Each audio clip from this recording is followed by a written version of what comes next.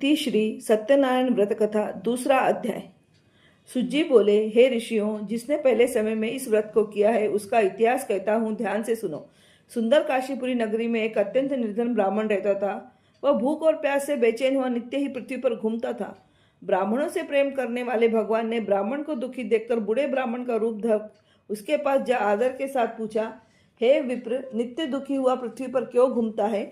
हे श्रेष्ठ ब्राह्मण, यह सब मुझसे कहो, मैं सुनना चाहता हूँ। ब्राह्मण बोला, मैं निर्धन ब्राह्मण हूँ, भिक्षा के लिए पृथ्वी पर फिरता हूँ। हे भगवान, यदि आप इसका उपाय जानते हो तो कृपा कर कहो। वृद्ध ब्राह्मण बोला कि सत्यनारायण भगवान मनवांछित फल को देने वाले हैं, इसलिए हे ब्राह्मण, तू उनका पूजन कर, जिसके करने से मनुष्यों को सब दुखों से मुक्त होता है।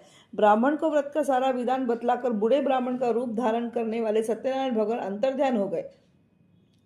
जिस व्रत को वृद्ध ब्राह्मण ने बतलाया मैं उसको करूंगा, यह निश्चय करने पर उसे रात में नींद भी नहीं आई। वह सवेरे उठ सत्यनारायण के व्रत का निश्चय कर भिक्षा के लिए चला। उस दिन उसको भिक्षा में बहुत धन मिला, जिससे बंधु बांधवों के साथ उसने सत्यनारायण का व्रत किया। इसके करने से वह ब्राह्मण सब दुखों से छूटकर अनेक प्रकार की संपत्तियों से युक्त हुआ। उस समय से वह ब्राह्मण हर मास व्रत करने लगा। इस तरह सत्यनारायण भगवान के व्रत को जो करेगा वह मनुष्य सब दुखों से छूट जाएगा। इस तरह नारद जी ने नारायण का कहा, यह व्रत मैंने तुमसे कहा, हे विप्रो, मैं अब और क्या कहूँ? ऋषि बोले, हे मुनीश्वरों, संसार में इस ब्राह्मण से सुनकर किस किस ने इस व्रत को किया है, हम वह सब सुनना चाहते हैं, इसलिए हमारे मन में श्रद्धा है। सुज्जी बोले, हे मुनियों, जिस जिसने इस व्रत को किया है वह सब सुनो। एक समय एक ब्राह्मण धन और ऐश्वर्य के अनुसार बंधु बांधवों के साथ व्रत करने को तैयार हुआ। उसी समय एक लकड़ी बेचने वाला बूढ़ा आया, लकड़ियों को रखकर ब्राह्मण के मकान में गया। प्यास से दुखी लकड़हारा उनको व्रत करते देखकर ब्राह्मण को नमस्कार कर कहने लगा, आप यह क्या कर रहे हैं? इसके करने से क्या फल मिलता है? कृपा करके मुझसे कहो। ब्राह्मण ने कहा, सब मनोकामनाओं को पूरा करने वाला यह सत्यनारायण भगवान का व्रत है।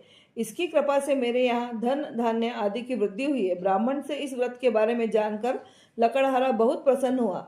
चरणामृत ले और प्रसाद खाने के बाद अपने घर को गया। लकड़हारा ने अपने मन में इस प्रकार का संकल्प किया कि आज ग्राम में लकड़ी बेचने से जो धन मुझे मिलेगा उसी से सत्यनारायण देव का उत्तम व्रत करूंगा। यह मन में विचार कर बूढ़ा आदमी लकड़ियां अपने सिर पर रखकर जिस नगर में धनवान लोग रहते थे वह ऐसे सुंदर नगर में गया। उस रोज वहां पर उसने उन लकड़ियों का दाम पहले दिनों से चौगुना मिला।